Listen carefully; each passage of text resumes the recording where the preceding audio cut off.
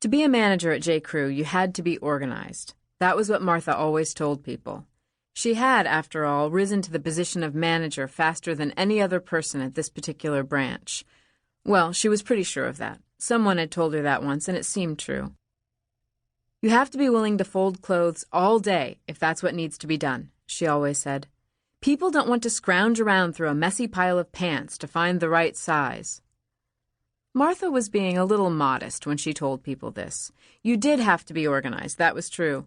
But you also had to have the right work ethic, and Martha knew she had it. Some of these people treated this job like it was nothing, like the store was lucky to have them.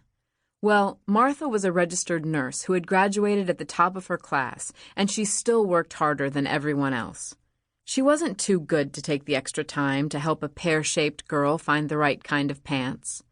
If her job was to steer that pear of a girl away from skinny cords and point her in the direction of some wide-legged chinos, then that was what she was going to do. The store was just a 10-minute drive from her parents' house, which was why Martha decided to apply there in the first place. She'd never worked in retail before, but she figured it couldn't be that hard, and so she dropped off applications at Banana Republic, and Taylor, and Anthropology. She was turned down almost everywhere. "But I went to college," Martha would say when the managers asked her about previous retail jobs. Then they would shake their heads no and apologize. "I'm sorry," they'd say. "We really need someone that has prior experience." It was a godsend, really, that the manager at J. Crew was someone that Martha had gone to high school with. They weren't exactly friends, but Margaret Crawford had sat next to Martha for years in school, and they'd had a sort of friendly alliance, since alphabetically they were always stuck together. Margaret, it turned out, was pregnant. She told Martha that she was going to be cutting back on her hours, and between that and all the college kids leaving to go back to school, they really needed help. "You're pregnant?" Martha asked. She tried not to sound shocked, but she was. Margaret looked just a little tubby all around, but not pregnant. Martha noticed a tiny diamond ring on her left hand. "Yep," Margaret said. She smiled and rubbed her bloated tummy. 13 weeks. Can't you tell?" "Oh, yeah," Martha said. "Now that you mention it, I can." "So why do you want to work here, anyway?" Margaret said as she read Martha's resume. "I thought you were nursing. Career change?" "No, not really. I was just in a job that wasn't a good fit, and I thought I'd take a break from it for a while. From nursing, I mean, you know." Martha prayed that Margaret wouldn't ask her what she'd been doing in the past year since she stopped nursing. Margaret wasn't a very pretty girl.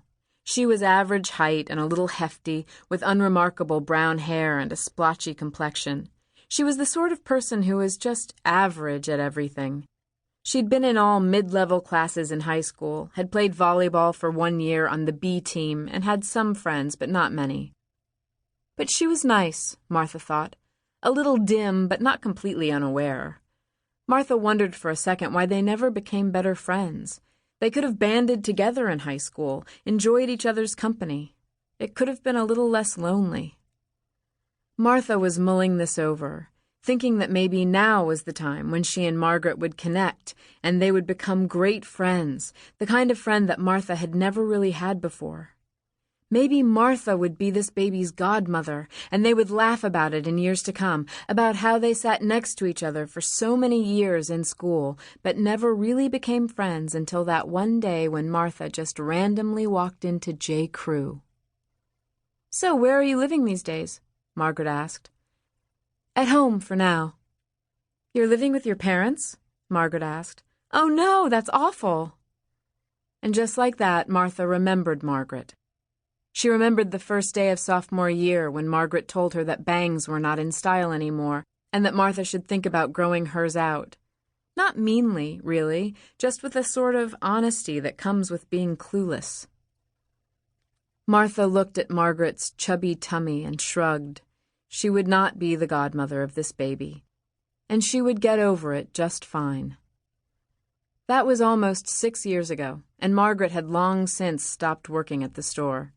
Sometimes she came in with her daughter, Addie, who always had a runny nose and the same blotchy complexion as her mother. "Isn't she beautiful?" Margaret always asked Martha. Martha would just smile in response. She didn't believe in lying to make people feel good. The child wasn't the least bit attractive, and she didn't think it was right to say so. Besides which, what kind of person stated that their child was beautiful and then asked for confirmation? Margaret's husband looked like Eddie Munster, with bushy eyebrows and pointy teeth. It was no wonder that their child turned out like she did.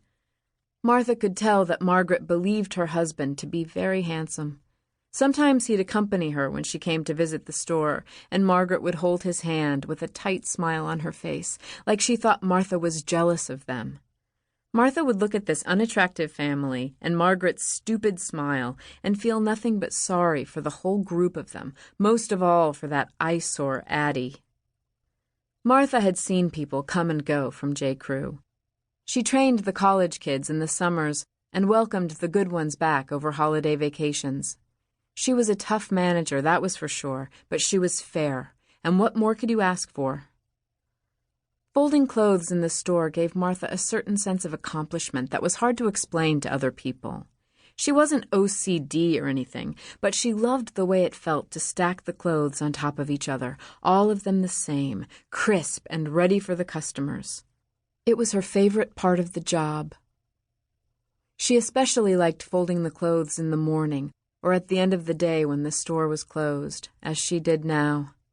It was nice to be surrounded by quiet, to know that at least for a little while the neat stack of shirts that you made would stay just that way, and no customer would go grabbing in the middle of the pile, looking for his size and knocking the whole thing to the side. Martha folded a stack of navy pants, pulling the crotch of each pair tightly so that it was taut, and then folding the legs just right to get a perfect crease. She put the sizes in order, big ones on the bottom and the small ones on the top. Like the big guys were holding up the little ones. 2, 4, 6, 8, 10, 12, she said silently to herself, making sure that each size was represented. Martha took a size 12 out of the pile of pants and put them back behind the register. She'd try them on later. She was a little surprised at how tight her size 10 pants were lately. She'd ignored it for a few weeks, but that morning she wasn't able to button her favorite pair of khakis, and so she decided it was time for new ones.